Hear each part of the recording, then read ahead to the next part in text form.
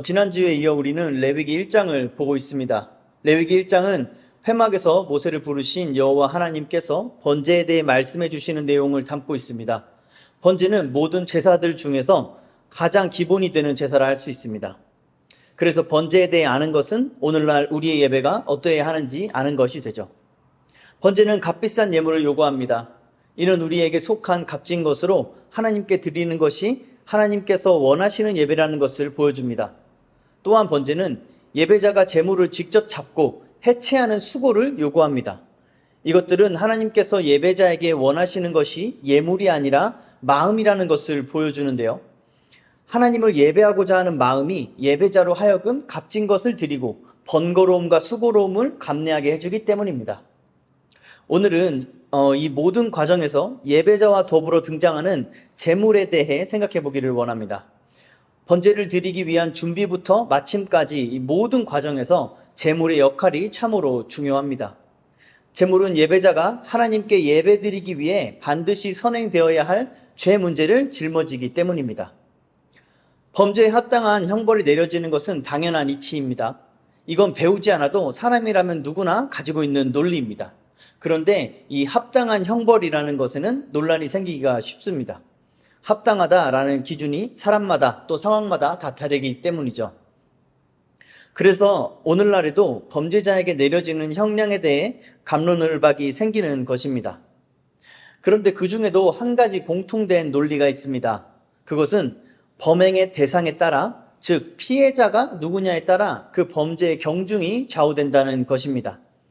어떤 살인자가 있다고 가정해 봅시다. 그 살인자가 죽인 사람이 누구든지 그는 분명 매우 큰 죄를 저지른 것입니다. 그는 성인 남성 혹은 성인 여성을 죽였을 수도 있습니다. 그런데 만약 그가 죽인 사람이 어린아이였다고 생각해 봅시다. 그러면 우리는 그가 더 큰 형벌을 받아야 한다고 자연스럽게 느끼게 될 것입니다. 아니면 그가 죽인 사람이 자신의 가족이었다고 생각해 봅시다. 실제 우리나라 형법에서도 존속살인은 더 가중한 형벌을 내리고 있습니다. 그런데 만약 그가 살해한 사람이 미국의 대통령이라고 생각해 보면 어떨까요? 이것은 더 이상 그 사람 혼자 형벌을 받는 것으로 끝날 문제가 아니게 되겠죠. 이러한 논리는 피해자가 얼마나 귀중히 여김을 받아야 하는지, 즉 그 범죄로부터 얼마나 보호를 받아야 하는지에 따라서 가해자의 죄질을 결정해야 한다는 논리입니다. 그렇다면 한번 생각해 봅시다. 하나님께 범죄한 것에 합당한 형벌은 무엇일까요? 하나님은 얼마나 귀중히 여김을 받아야 하고 죄악으로부터 얼마나 분리되어 있어야 하는 분이신가요? 성경은 영원히 그래야 하는 분이시라고 말하고 있습니다. 그렇기 때문에 하나님께 범죄한 것에 합당한 형벌도 영원해야 하는 것입니다. 그래서 유한한 인간의 생애도 그 영원한 앞에 종말을 맞이해야만 하는 것입니다. 죽어야 한다는 것이죠. 그런데 하나님께서 죽어야만 하는 우리에게 은혜를 베푸셨습니다. 그 형벌을 다른 합당한 존재에게 대신 짊어지도록 할 수 있게 해주신 것이죠. 그 증표가 바로 값지고 흠이 없는 제물을 드리는 것이었습니다.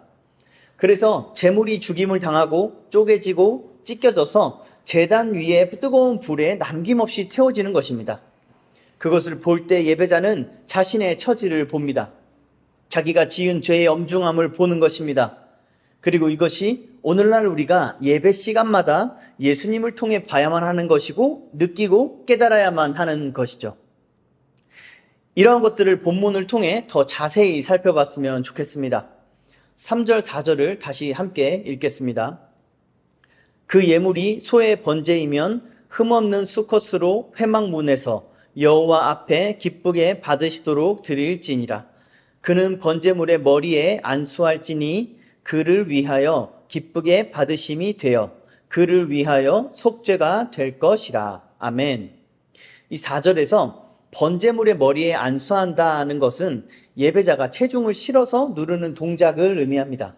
이 동작은 제사의 절차 중 한 부분을 차지할 만큼 중요한 것이었습니다.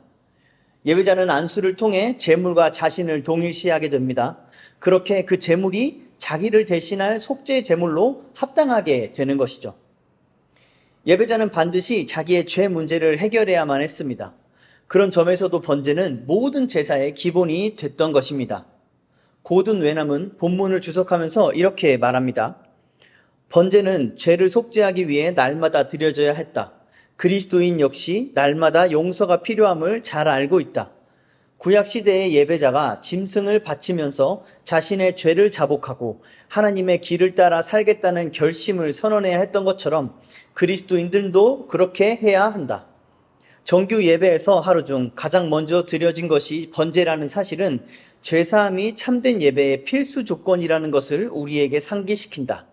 오직 죄사함을 받은 자들만이 하나님과 교제를 누리고 진심으로 하나님을 찬양할 수 있다.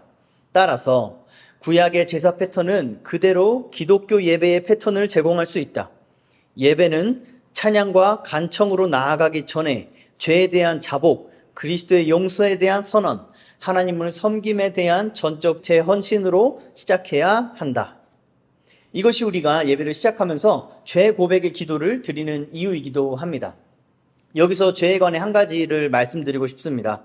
성경은 우리더러 죄인이라고 하는 말이나 혹은 죄를 회개하라고 이렇게 말하는 경우가 있는데 우리는 이런 것들을 흔히 도덕적인 죄를 말하는 것이라고 오해하곤 합니다. 물론 도덕적인 죄를 포함하는 것이지만 성경이 말하는 것은 좀 더 본질적인 것입니다.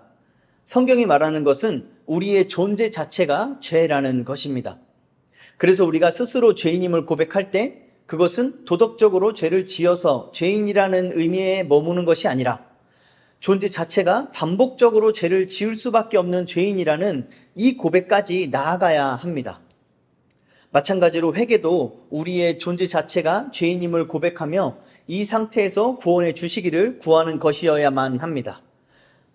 이런 주장에 한 가지 근거를 들자면 고린도 후서 5장 21절이 있습니다.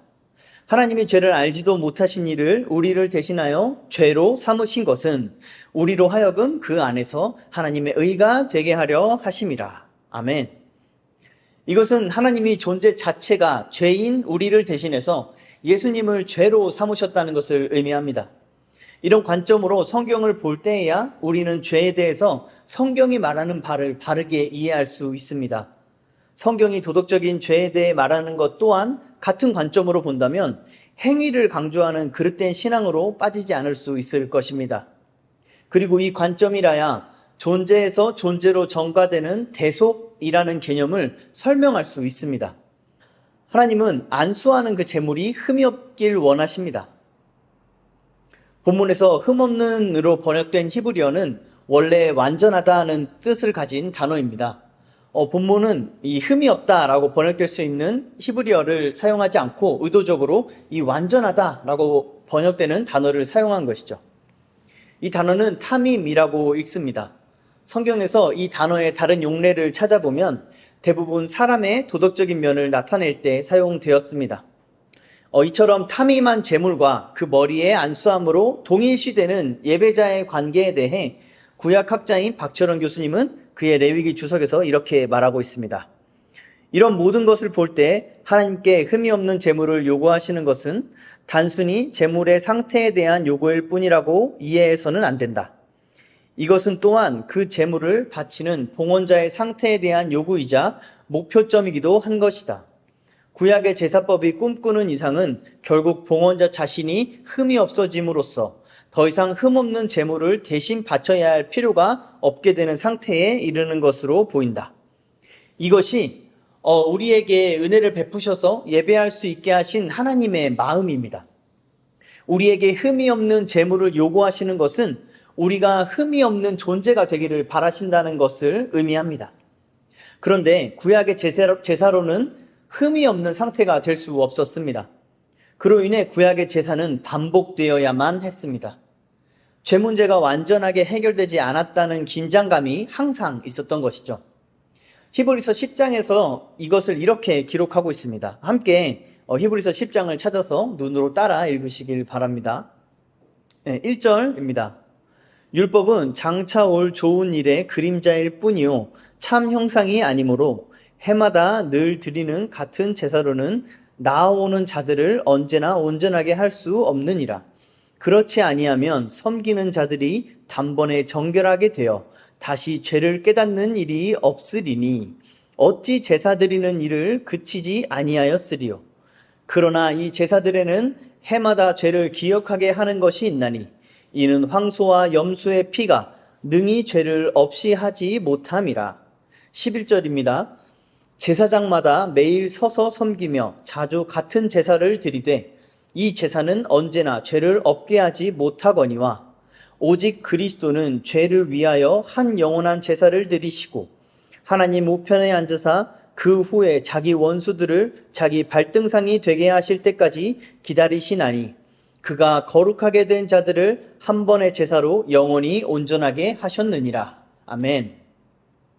이처럼 예수를 믿은 우리는 새로운 제사, 즉 새로운 예배를 드리게 되었습니다. 우리는 예수님께서 한 번의 제사로 영원히 온전하게 하신 예배를 드리게 된 것이죠. 하지만 여기서 우리가 주목해야 할 것이 있습니다. 그것은 13절에 기다리시나니 라는 것입니다. 이것은 우리에게 긴장을 줍니다. 이 긴장은 구약의 예배자들과는 다른 긴장이지만 그 결이 참 비슷합니다. 구약의 예배자들이 느낀 긴장이 인간과 동물 제물의 격의 차이 때문에 생긴 것이라면 우리가 느끼는 긴장은 우리와 그리스도의 격 차이 때문에 생기는 것이라 할 수 있습니다.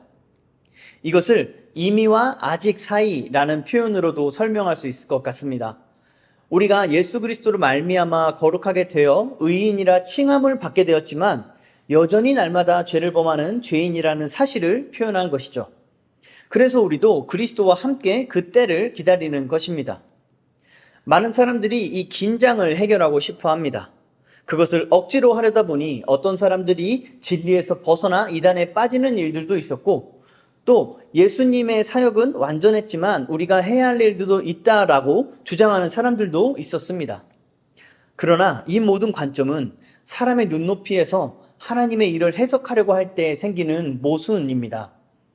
하나님의 일을 조금이나마 이해하는 일은 오직 하나님의 영이신 성령을 의지하여 하나님의 계시된 말씀을 보는 것만으로 가능한 일입니다. 예수님께서 완전한 제사를 드리셨다면 어째서 긴장이 여전히 남아있는 것일까요? 함께 본 히브리서 말씀에서도 마찬가지로 우리와 하나님의 관계에서 가장 중요한 문제는 죄 문제를 해결하는 것입니다. 구약에서 하나님은 제사에 흠없는 제물을 드림으로써 죄 문제를 다루게 하셨습니다. 신약에 와서는 예수님께서 친히 흠없는 제물이 되셔서 죄를 위하여 영원한 제사를 드리셨습니다. 그런데 우리는 여기서 중요한 질문을 한 가지 물어봐야 합니다. 그 질문은 이것인데 한번 속으로 생각해 보시길 바랍니다. 우리가 회개하면 하나님은 우리의 죄를 용서해 주십니까? 이 질문에 대해 요한일서 1장 9절은 이렇게 기록하고 있습니다. 만일 우리가 우리 죄를 자백하면 그는 미쁘시고 의로우사 우리 죄를 사하시며 우리를 모든 불의에서 깨끗하게 하실 것이요. 아멘. 그런데 성경의 다른 많은 구절들은 우리의 제사나 회개가 하나님의 용서를 일으키는 것이 아님을 증언하고 있습니다. 사무엘하 12장을 보면 다윗은 자신의 범죄를 회개합니다. 하나님은 그의 기도를 들어주셨습니다. 그러나 그 후로 다윗은 자신의 죄값을 혹독하게 치러야 했습니다. 하나님께서 주권적으로 그렇게 결정하셨기 때문입니다. 요엘 선지자는 회개를 촉구하면서 하나님의 용서가 무조건적이지는 않다는 것을 분명하게 표현하고 있습니다. 요엘서 2장에서 회개가 하나님의 용서를 반드시 일으키는 것이 아님은 이렇게 말하고 있습니다. 너희는 옷을 찢지 말고 마음을 찢고 너희 하나님 여호와께로 돌아올지어다. 그는 은혜로우시며 자비로우시며 노하기를 더디하시며 인내가 크시사 뜻을 돌이켜 재앙을 내리지 아니하시나니 주께서 혹시 마음과 뜻을 돌이키시고 그 뒤에 복을 내리사 너희 하나님 여호와께 소제와 전제를 드리게 하지 아니하실지는 누가 알겠느냐. 아멘. 이 외에도 성경이 많은 곳에서 증언하는 사실은 제사나 회개가 하나님의 죄 용서를 자동으로 일으키는 게 아니란 것입니다. 콘백이라는 학자는 이렇게 설명합니다. 이것은 희생제사가 하나님의 죄사함을 가져오는 물물 교환식의 거래가 아니고 희생제사가 효과가 있는 것은 하나님께서 자신의 긍휼하심 속에서 희생제물을 예배자의 삶의 제물로 받아들이기로 선택하신 결과라는 사실을 강조해 준다. 희생제사는 죄사함을 구매하는 것이 아니라 긍휼을 베푸시겠다는 하나님의 약속에 호소하는 것이다. 이어서 박철은 교수님은 이렇게 설명합니다. 회개하면 용서해 주신다는 단순화된 이 명제가 위험한 점은 이것이 하나님의 주권에 대한 충분한 사색을 담고 있지 않기 때문이다. 죄 용서의 주권자가 하나님이시기 때문에 우리가 회개할 때의 결과는 그의 주권에 달린 것이지 우리가 회개했다는 사실에 달린 것이 아니다. 그러므로 우리가 회개하면 하나님이 용서하시느냐는 질문에 대한 대답은 yes and no라고 할 수 있다. 하나님의 주권적 결정에 따라 그러실 수도 있고 아닐 수도 있는 것이다. 그렇습니다. 성경의 죄사함이 하나님의 주권에 달린 문제라고 분명하게 말하고 있습니다. 이것은 우리가 첫 주에 살펴본 말씀과도 같은 논리를 가지고 있습니다. 하나님께서 주권적으로 부르신 자만 하나님께 나올 수 있듯 하나님께서 주권적으로 용서하신 자만 자신의 죄를 주님 앞에 자복함으로 그 죄사함의 은혜를 누릴 수 있는 것입니다. 이처럼 회개와 죄 용서의 관계를 바르게 이해하는 것이 우리의 신앙생활에 얼마나 중요한지 모릅니다. 우리는 어떤 사고나 문제를 당하게 되면 곧바로 내가 무슨 잘못을 했지? 하나님이 지금 회개하라고 이러시나? 라는 생각이 들지 않습니까? 물론 그런 경우들도 있지만 그것이 결코 일반적인 것은 아닙니다. 오히려 이런 생각들은 미신적인 것에 가까울 때가 많습니다. 하나님은 우리가 예배나 회개 기도를 어떻게 하냐에 따라서 우리를 다르게 대하시는 분이 아닙니다. 이 사실은 반대로 우리가 우리의 어떤 선한 행위도 하나님 앞에 자랑할 수 없는 이유가 되기도 합니다. 모든 것은 하나님의 주권에 달려있기 때문입니다. 바로 이 주권자 되시는 하나님과 우리의 격 차이가 오늘날 우리가 느끼는 긴장인 것입니다. 그러므로 이 긴장은 우리를 겸손하게 합니다. 하나님을 경외하게 만들고 예배하게 만듭니다. 그래서 우리를 경건하게 하고 탐임, 흠이 없고 온전하게 만드는 것입니다. 예수님께서 완전한 제사를 드리셨음에도 여전히 긴장이 남아있는 이유가 바로 이것입니다. 이 긴장이 우리로 하여금 온전한 예배를 드리게 해주고 하나님과 바른 관계를 맺게 해주기 때문입니다. 그러므로 이미와 아직 사이를 살아가는 우리에게 이 긴장감은 은혜입니다. 우리가 하나님과 교제할 때마다 이 긴장감을 느껴야만 하는 것입니다. 그러나 세상의 헛된 철학에 물든 우리는 하나님과의 교제에서 이 긴장이 없어야 한다고 생각합니다. 하나님과의 관계는 마냥 편하고 포근하고 좋아야만 한다고 말이죠. 아닙니다. 여러분, 그것은 재앙입니다. 하나님과 긴장 없이 교제하는 것은 하나님과 격 없이 교제하는 것이고 그것이야말로 하나님과 같아지고자 했던 원죄이기 때문에 그렇습니다. 예배는 그런 것이 아닙니다. 성경이 말하는 예배는 구약이나 신약이나 하나님을 두려워하는 죄인이 하나님의 주권적 은혜 앞에 엎드리는 것입니다. 하나님과 자신의 격 차이를 절감하면서 그분 앞에서 긴장하고 경배하는 것입니다. 이처럼 제사란 하나님의 주권적 은혜에 호소하는 것이란 사실이 오늘 우리가 읽은 본문에서도 잘 드러나 있습니다. 5절을 다시 함께 읽겠습니다. 5절입니다. 그는 여호와 앞에서 그 숫송아지를 잡을 것이요 아론의 자손 제사장들은 그 피를 가져다가 회막 문 앞 제단 사방에 뿌릴 것이며. 아멘. 제사가 드려지는 곳은 제단입니다. 그런데 본문을 보시면 여호와 앞, 회막 문 앞이란 표현을 의도적으로 쓰고 있습니다.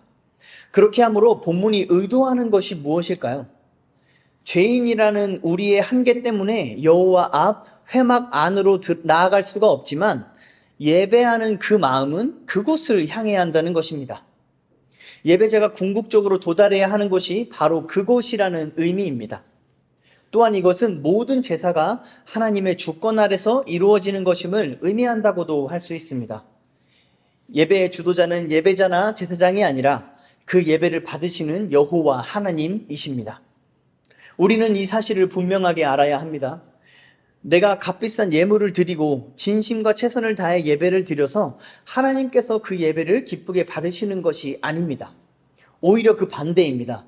하나님께서 나의 예배를 기쁘게 받으시려고 먼저 나를 예배자로 부르셨기 때문에 우리가 예배의 자리로 나아가 우리의 진심과 최선으로 하나님을 예배할 수 있는 것입니다. 이것을 간단히 말하자면 율법이 먼저냐, 은혜가 먼저냐 하는 문제입니다.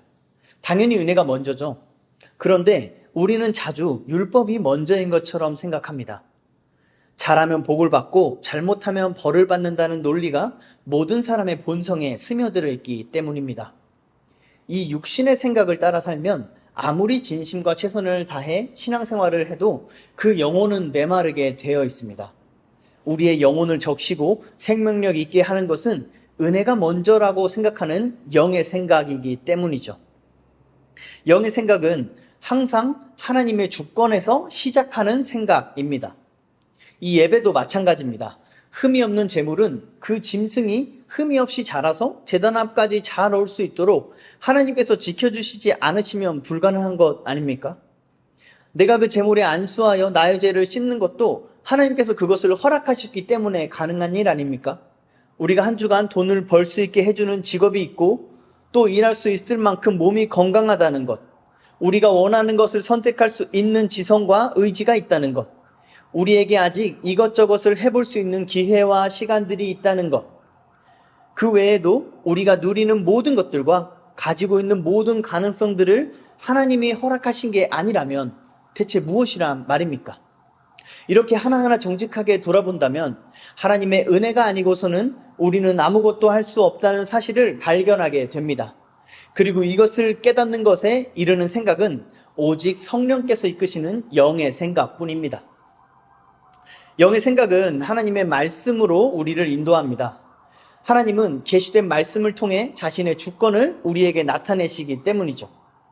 하나님이 주도하시는 예배에 대해 우리가 생각해 볼 수 있는 이상적인 그림은 창세기 22장에 기록되어 있습니다. 바로 아브라함이 이삭을 바치는 사건이죠. 본문에서 하나님은 처음과 마지막에만 등장을 합니다. 아침에 일찍 일어나서 짐을 꾸리고 3일을 걸어가고 또 산을 오르고 번제단을 쌓고 이삭을 결박해서 그 위에 올리는 수고는 모두 아브라함이 하고 있죠. 그래서 우리는 이 본문을 이해할 때 아브라함이 주도적으로 행하고 있는 것처럼 생각하기가 쉽습니다. 그러나 이 본문을 자세히 보시면 아브라함의 모든 수고를 하나님께서 주도하고 계시다는 것을 알 수 있습니다. 그 3절 9절을 보시면 아브라함의 수고의 시작과 끝에 하나님이 자기에게 일러주신 곳이라고 말하고 있습니다. 또 아브라함 스스로도 이삭의 질문에 대답하면서 8절에서 하나님이 자기를 위하여 친히 준비하시리라 라고 말합니다. 이것은 이삭의 질문에 당황한 아브라함이 둘러댄 말이 아닙니다. 아브라함이 어떤 믿음과 생각을 가지고 있는지를 보여주는 대답이죠. 그리고 결정적으로 아브라함은 예배를 마치면서 여호와 이레라고 이름을 붙입니다. 이것은 하나님께서 준비하신다 혹은 하나님께서 보신다 라고 해석할 수 있습니다. 어떻게 해석하든지 하나님의 주권을 고백하는 직접적인 표현인 것이죠. 아브라함은 하나님의 말씀에 주저없이 순종했습니다. 3일 길을 걸어갔고 산으로 올라갔습니다. 그리고 이삭을 바쳤습니다. 이 이삭은 아브라함의 전부였습니다. 아브라함은 자신의 전부를 단번에 하나님께 주저없이 드린 것입니다. 이것이 우리가 본받아야 하는 예배입니다. 이것이 하나님의 주권에 붙들린 예배인 것입니다. 이것을 우리의 예배에 적용하는 것은 매우 단순한 순종에서부터 시작된다고 할 수 있습니다. 한 가지 예를 든다면 예배 시간에 핸드폰을 끄는 것입니다. 예배 시간에 핸드폰을 끄는 것, 외부와의 모든 연락을 차단하는 것은 사실 어려운 일이 아닙니다. 공연장에서나 영화관에서 흔하게 하는 것들이니까요. 왜 그렇게 합니까? 나나 다른 사람들이나 방해받지 않고 오직 그 공연, 그 영화에 집중하기 위함 아닙니까? 만약 그렇다면 예배 시간에 더욱 그렇게 해야 하지 않겠습니까? 안 그래도 집중하기 힘든 예배 시간에 조금이라도 더 집중하기 위해서 핸드폰을 치워버리는 게 상식적이지 않습니까? 그런데 참 이상합니다. 우리는 그거를 상식이라고 생각하지 않고 예배 자리에 앉아 있습니다. 성경을 본다고 핸드폰을 켰다가 너무 쉽게 유혹에 빠지고 산만한 생각에 빠져서 예배에 집중하지 못했던 경험이 있는데도 우리는 이것을 심각하게 생각하지 않습니다. 예배 시간에 중요한 연락이 와서 그걸 못 받으면 어쩌나 걱정하기도 합니다. 심지어 예배를 드리고 있는 중에 전화가 오면 중요한 연락이라면서 일어나 나가며 전화를 받습니다. 여러분, 이런 예배는 누가 주도하고 있는 겁니까? 하나님께서 주도하시는 예배는 하나님의 말씀에 순종하는 예배자가 드리는 예배입니다. 아브라함이 그랬던 것처럼 하나님이 일러주신 대로 하는 예배입니다. 값비싼 예물을 드리라면 드리고 수고하라면 수고하고 이삭을 바치라면 바치는 것입니다. 아브라함이 하나님의 명령에 이론반구하지 않았던 이유가 바로 이것입니다. 아브라함은 주권이 하나님께 있다는 사실을 알았고 그 하나님께서 거룩하시고 지존하시고 전능하시고 신실하시다는 것을 알았던 것입니다. 이 사실은 하나님께서 아브라함에게 요구하신 제사가 번제였다는 점에서도 잘 드러나 있습니다. 고든 웨남은 이렇게 설명합니다. 여기서 왜 하필이면 번제가 아브라함의 순종을 시험하기 위해 지정된 수단이었는지 물을 수 있다. 물론 아브라함의 헌신에 대한 진실성을 증명하기 위한 다른 방법들이 제시될 수도 있었을 것이다. 그럼에도 번제가 선택된 것은 예배자가 하나님을 믿는 자신의 믿음을 보이고 하나님의 계명에 기꺼이 순종하는 자신의 마음을 증명하는 예배가 번제였기 때문일 것이다. 사랑하는 성도 여러분, 여러분은 하나님을 어떻게 알고 계십니까? 여러분이 하나님에 대해 알고 있다고 스스로 여기는 것처럼 여러분은 하나님을 예배하고 계십니까? 우리의 예배는 하나님을 믿는 자신의 믿음을, 하나님을 사랑한다는 우리의 마음을 증명하고 있습니까? 이처럼 하나님이 주도하시는 예배를 드리는 것은 하나님을 아는 지식과 연결되어 있습니다. 이 지식이 우리의 마음과 믿음을 고양시키는 것이죠. 그렇다고 모두가 신학교에 가서 신학을 공부해야 한다는 것은 아닙니다. 어떤 의미에서 우리는 딱 한 가지만 알면 됩니다. 이 또한 아브라함이 드린 예배에서 발견할 수 있습니다. 번제에서 제물이 전부 태워지는 것처럼 아브라함도 자신의 전부를 하나님께 드려야 했습니다. 그런데 이 번제 위에 하나님의 주권이 있었습니다. 그래서 하나님은 주권적으로 아브라함에게 이삭을 대신할 순양을 주신 것입니다. 우리를 대신할 예수를 주신 것입니다. 이처럼 하나님께서 주도하시는 예배는 우리로 하여금 예수 그리스도를 보게 합니다. 하나님의 말씀 앞에 아브라함이 눈을 들어 살펴본 것처럼 우리가 예배의 자리에서 눈을 들어 예수 그리스도를 보게 하는 것입니다. 여기서 다시 한번 우리는 주의해야 합니다.